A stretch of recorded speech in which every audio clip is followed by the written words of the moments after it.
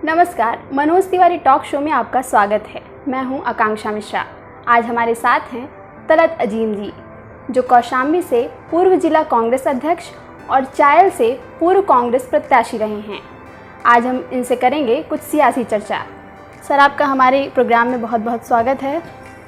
नमस्कार सर, आपसे मेरा पहला सवाल ये है कि अगर कौशाम्बी ज़िले में बात की जाए कांग्रेस पार्टी की, तो वो कितनी मजबूत है? कौशाम्बी ज़िले में कांग्रेस बहुत मजबूत है। ऐसा नहीं, पूर्व में हमारे पिताजी मरहूम जो है इशरत अजीम साहब यहाँ ज़िला अध्यक्ष थे। उनके आकस्मिक मौत के बाद मुझे ये पार्टी की कमान सौंपी गई, तो उसमें हम लोगों ने काफ़ी मेहनत से यहाँ चुनाव लड़ाया। ख़ास तौर से एक आपका जो है चुनाव था यहाँ पास आपका नगर पंचायत चेयरमैन का, जहाँ हम लोगों को ज़बरदस्ती रोहित आज़ाद साहब का आज भी चल रहा है चेयरमैन का चुनाव, वो जीत गए थे। बाद में सत्ता के हनक के दबाव में चुनाव हराया गया। वहाँ 6 सभासद आज भी कांग्रेस के सिंबल पे जीते हैं 4 नगर पंचायत में। उसी समय ज़िला पंचायत का चुनाव 2015 में भी हुआ था। काफ़ी मजबूती से यहाँ चुनाव लड़के हम लोग, काफ़ी ऐसा नहीं है कांग्रेस मजबूत के विकल्प के तौर पे। सर, मेरा आपसे अगला सवाल ये है कि पिछली बार चायल विधानसभा क्षेत्र से आपने समाजवादी पार्टी के गठबंधन के साथ चुनाव लड़ा था, तो इस बार अकेले चुनाव लड़ना कहीं भारी तो नहीं पड़ेगा? नहीं, पिछली बार हमने समाजवादी के साथ गठबंधन के प्रत्याशी के रूप में चुनाव लड़ा। चुनाव बहुत अच्छा रहा, मुझे बहुत कम समय का वक्त मिला और इत्तेफाक से, क्योंकि यहाँ 2 मुस्लिम प्रत्याशी होने के नाते मौजूदा विधायक आसिफ जाफरी साहब बीएसपी से थे, मैं था, तो मैंने सेकंड पोल किया। और आप क्षेत्र में इस चीज़ को जाके पता भी कर सकती हैं कि भाई एज अ व्यक्तिगत, क्योंकि मैं यहाँ प्रॉपर यहीं चायल में रहता हूँ और लोगों की समस्याओं को सुनता हूँ, लोगों के बीच में मौजूद रहता हूँ, तो ऐसा तो मुझे नहीं लगता कि बहुत भारी पड़ेगा। अभी चुनाव रहेगा, देखा जाएगा। सर, चायल से विधायक संजय गुप्ता जी का मानना है कि उन्होंने अपने विधानसभा क्षेत्र में बहुत विकास का कार्य किया है, तो क्या आप उनके कार्यों से संतुष्ट हैं? भाई, विकास कार्य मुझको तो ऐसा नहीं लगता कि उन्होंने कोई ख़ास विकास किया हो। कहीं नया विद्यालय बनाया हो, कोई नया खेल मैदान अभी बना हो, या कोई नया ट्यूबवेल, क्योंकि ये ग्रामीण क्षेत्र है, कोई नया ट्यूबवेल लगा हो। जो भी लगा है पूर्व की सरकारों में लगा है। और विकास के बारे में आपको देखना है तो अभी आप मौजूदा चाहे मनोरी मार्ग से देख लीजिए, चाहे कटैया से देख लीजिए, चाहे सरायकिल से देख लीजिए, गड्ढों का ये हाल है। रोड पे बड़े बड़े गड्ढे हैं। खुद ही आपको विकास समझ में आ जाएगा कि क्या विकास उन्होंने किया है। सिर्फ जुमलेबाजी और उससे जो है विकास नहीं होता। अगर तलत अजीम जी से पूछा जाए कि चायल में सबसे ज़्यादा किस चीज़ की कमी है, तो आप उसे क्या बताना चाहेंगे? कौन सी ऐसी चीज़ है तो यहाँ पर सबसे ज़्यादा जिसकी कमी है?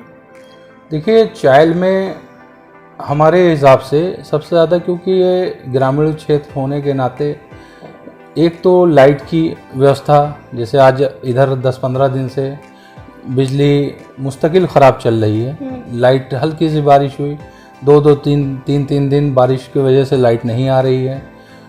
किसानों का धान है, गेहूं है, उसको क्रय केंद्रों पे सरकार दावा तो करती है कि मैं बहुत अच्छा हमारा सिस्टम है, लेकिन बिचौलिया पूरी तरह से इस सरकार में हावी है।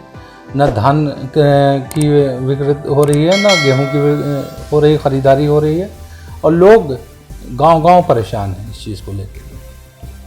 सर, जैसा कि सब कोई जानता है कि आपका परिवार राजनीतिक ताल्लुकात रखते हैं, तो आपके राजनीतिक करियर में इसका क्या फ़ायदा मिलता है?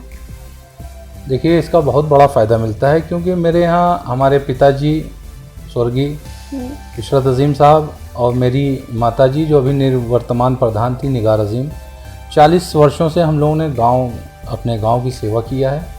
और गांव के सेवा के साथ साथ इस पूरे इलाके में लोग ये जानते हैं कि इन लोग एक समाजसेवी परिवार है, लोगों के सुख दुख में खड़े रहते हैं।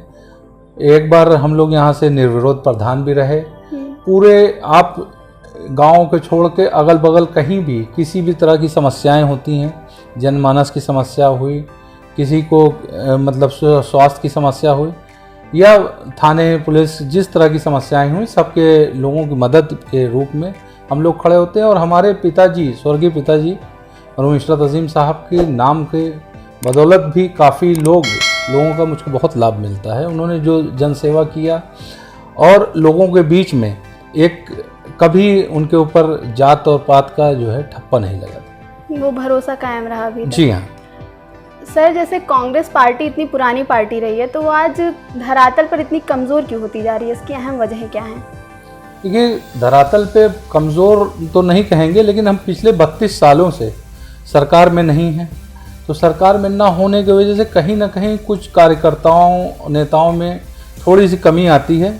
लेकिन जैसे कि आप अभी देख लें कि पूर्व में 1-2 सरकारें नहीं हैं, लोगों के कार्यकर्ताओं की कमी है। लेकिन आज 32 वर्षों से कांग्रेस की सरकार ना होने के बावजूद कांग्रेस में न नेताओं की कमी है, न कार्यकर्ताओं की कमी है। उत्साह के साथ जो भी काम कांग्रेस कार्यकर्ताओं और नेताओं को दिया जाता है, लोग धरातल पे जाकर पार्टी को मजबूत करने की कोशिश करते हैं। और साथ ही साथ हमारी नेता आदरणीय प्रियंका गांधी जी भी जब से आई हैं, हम लोगों की सेवाओं में जा रहे हैं।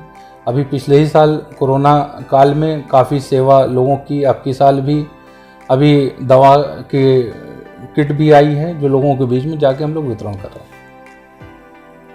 अगर बात की जाए कांग्रेस की, तो आगामी चुनाव में वो किन मुद्दों पर चुनाव लड़ना चाहेगी? उसके अहम मुद्दे क्या रहेंगे? देखिए, कांग्रेस के जो सबसे बड़ा अहम मुद्दा था, पिछली बार हम लोग जब आए थे 3 चीज़ों पे हम लोगों ने उठाई थी। उसी मांगों को लेके बाद में बीजेपी किसानों का कर्ज माफ़, बिजली बिल हाफ और उसका आपको उचित मुआवजा जो है देने के लिए मांग की गई थी। मतलब जो आपकी कृषि होती है उसका उचित मुआवजा मूल्य जो है निर्धारण हो। इसी मुद्दों को लेके हम लोग ने चुनाव राहुल संदेश यात्रा एक पिछले 2016 में चलाया था, जिसके तहत गांव-गांव हम लोग गए। और इसलिए गए क्योंकि 2009 में जब केंद्र में कांग्रेस सरकार थी तो 72,000 करोड़ रुपए किसानों का कर्ज कांग्रेस ने माफ़ किया था। उसी सब मुद्दों के साथ हम लोग गए थे बिजली के बिल हाफ करने। आज ये हाल है, गांव-गांव में बिजली का बिल इतना ज़्यादा बढ़ चुका है। लोगों कनेक्शन, फ्री कनेक्शन देने के नाम पे लोगों को कहा कि आपको दिया जाएगा, उज्ज्वला कनेक्शन देंगे, फ्री में बिजली कनेक्शन देंगे। और आज अगर 3 महीना 4 महीने में बिजली का बिल, क्योंकि ऑनलाइन आता है, लोगों के पास बिजली का बिल पहुंचता नहीं। अगर पहुंचेगा तो कभी बिजली का मूल्य या भर नहीं सकता। गांव में हर जनता ऑनलाइन है भी नहीं, बहुत कम लोगों के पास उस हिसाब से मोबाइल का यूज़ है। जी हाँ, अभी इतनी लोगों को ऑनलाइन पेमेंट या ऑनलाइन उसके बारे में गांव में ज़्यादा जानकारियाँ नहीं हैं। अब धीरे धीरे लोग उसके तरफ जा रहे हैं। सर, क्या यह सच है कि राम यज्ञ द्विवेदी जी कांग्रेस के अन्य नेता, उनसे आपकी गुटबंदी है? नहीं, ऐसा कोई नहीं है भाई। हमारा निवास चाइल में है, उनका निवास रहने वाले तो वो मूलतः मंजनपुर के हैं। तो ऐसी कोई गुटबंदी नहीं है, वो प्रदेश के नेता हैं और ऐसा आज तक कभी कोई ऐसी बात नहीं है। सर, क्या आपको लगता है कि 2022 में बीजेपी उत्तर प्रदेश में अपना सरकार बचा पाएगी अपनी? ऐसा तो मुझको नहीं लगता, क्योंकि अभी पंचायत चुनाव अभी हाल में हुआ है। आपने देखा होगा कि पंचायत चुनाव में इतनी ताकत और इतनी मशीनरी लगाने के बावजूद ये कहीं से सफल नहीं हुए, चाहे वो जिला पंचायत का चुनाव रहा हो, चाहे बीडीसी का रहा हो। अभी आगामी आने वाला जिला पंचायत का चुनाव, अध्यक्ष का चुनाव होने वाला, ब्लॉक प्रमुखी का चुनाव हुआ। पंचायत चुनाव ने इनको एक आईना दिखाने का काम किया है। और अब हो सकता है कि ये भाई धन बल बाहुबल के हिसाब से या सरकारी तंत्र का दुरुपयोग करके सरकार लाने का प्रयास करेंगे, लेकिन ये पूरी तरह से जनता ने इनको नकार दिया है। और हमको तो लगता है कि अभी 22 में चुनाव होगा तो 100 सीटों के अंदर रह जाएंगे। सर, आपको ऐसा लगता है कि 2022 विधानसभा चुनाव में प्रियंका गांधी जी मुख्यमंत्री का चेहरा हो सकती हैं? देखिए, ऐसा तो क्योंकि केंद्रीय नेतृत्व ही तय करता है हमारे यहाँ कि कौन बनेगा कौन नहीं बनेगा। लेकिन अगर भाई प्रियंका जी मुख्यमंत्री का चेहरा होती हैं तो ये हम लोगों के लिए बड़ी खुशी की बात है, क्योंकि वो भाई वो देश की नेता हैं और अगर यहाँ आती हैं तो एक बहुत मजबूत विकल्प के रूप में, और जनता अगर उनका अनाउंसमेंट होता है, जनता कहीं ना कहीं उनके तरफ से एक अच्छे नेता के रूप में, एक अच्छे शासक के रूप में तौर पे देखेगी और हम सरकार बनाने की ओर अग्रसर होंगे। अब वक्त है एक ब्रेक का। ब्रेक के बाद फिर हाजिर होंगे कुछ अहम सवालों के साथ।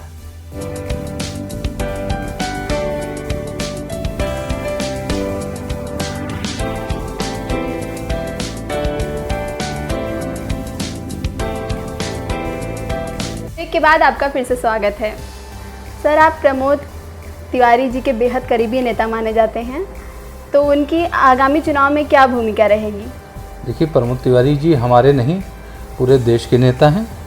वे अखिल भारतीय कांग्रेस कमेटी के सदस्य हैं और कहीं ना कहीं क्योंकि उत्तर प्रदेश में एक बड़ा नाम है और वो आदर्श नेता हैं। आदर्श नेता हैं। हम लोगों के भी सपना है कि जैसे उन्होंने अपनी आदर्श विधानसभा रामपुर खास में एक विकास किया है, हम लोग के भी एक सपना है कि कभी अगर हम लोग को मौका मिलेगा तो एक इस पूरे मंडल क्या पूरे उत्तर प्रदेश में ऐसे नेता बहुत कम पाए जाते हैं जो कि अपनी जनता के सुख दुख में खड़े होना, विकास करना, तो कहीं ना कहीं उनसे सीखने का, हम क्या विपक्षी लोग भी उनसे सीखने का प्रयास करते हैं और उनको नेतृत्व को अपना कायल मानते हैं। ये उनके अंदर और इस पूरे चुनाव में और भी केंद्रीय उसमें उनकी बहुत बड़ी भूमिका होगी। सर, आपसे मेरा अगला सवाल ये है कि अगर आप चायल से विधायक बने तो आपके मुख्य काम क्या रहेंगे? चायल से अगर जनता ने हमको भाई मौका दिया तो हमारा सबसे बड़ी भाई यहाँ शांति, चायल क्षेत्र में विकास की, जो कि स्वर्गीय धर्मवीर जी के समय, हमारे पूर्व विधायक विजय प्रकाश के समय, जितनी भी आप चायल विधानसभा में रोडों का जाल पाएंगे, 125 रोडों का जाल 96 से 2001 के बीच में पूर्व विधायक विजय प्रकाश जी की देन थी, जिन्होंने पूरा रोड का जाल इस क्षेत्र में बनाया। उसको जो भी सरकारें आई, जो भी विधायक बना, उसने सिर्फ उसमें डमर डाल के डमरीकरण का काम किया।